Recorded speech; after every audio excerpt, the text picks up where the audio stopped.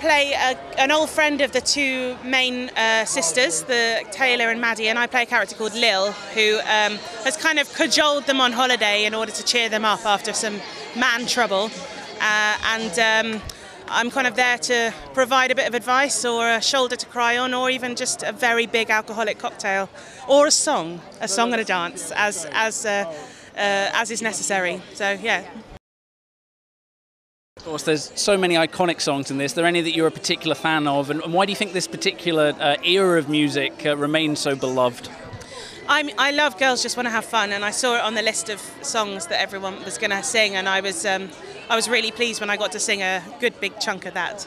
But yeah, I mean, we were talking in the car on the way here because there were so many 80s songs just playing on the radio. It wasn't an 80s tribute radio station. It was just it's still very enduring music. So you know, it's just there's something that's very upbeat and infectious, and it has a kind of brashness to it that I think really appeals to people.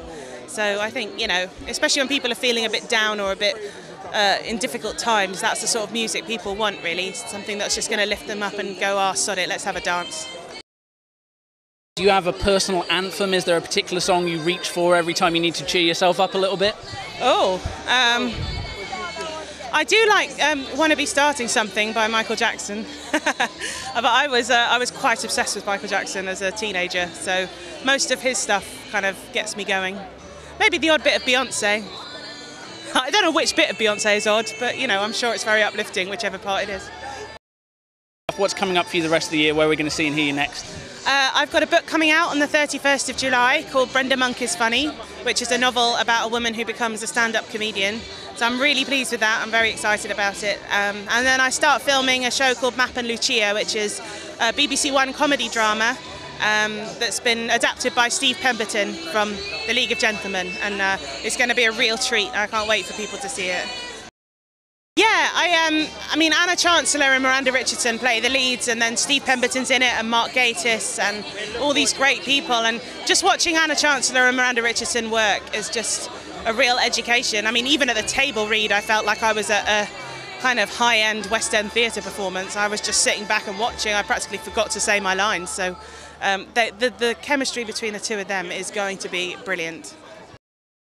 We're excited about the book. Is there a lot of autobiographical stuff in there, I guess? No, the book isn't autobiographical. I wouldn't say that, because it's not my story as such. She's not the character. Brenda Monk isn't me. And people who've read it who know me have remarked that it's not really very much like me. But you know, I have been in the world of stand-up for a very long time, and I've been around it, and I've performed stand-up, and I've performed in stand-up clubs, and it's just a world I find really fascinating, psychologically, everything about it, morally.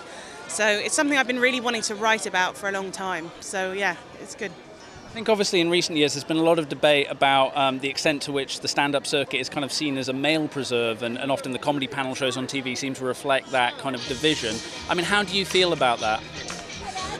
Well, I think comedy is genderless in terms of people's ability to perform it, and any difference in style is down to an individual.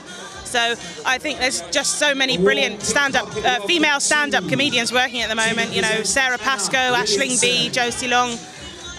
You know, lots and lots and lots of people who are just killing it in clubs every night. So I think it's time. Anybody who still has the last vestiges of a kind of bias against female comedians needs to get rid of it, because they're missing out. Have you got a message to fans about this film and why they should be rushing out, dancing out to watch Walking on Sunshine? Walking on Sunshine is just it is a ray of sunshine in the cinema. I mean, you can literally feel the heat coming off the screen. And, you know, it's just a film to have a glass of wine and come along and just have a laugh and have a sing to some great 80s songs and ogle some very, very good-looking Italian men. Sold.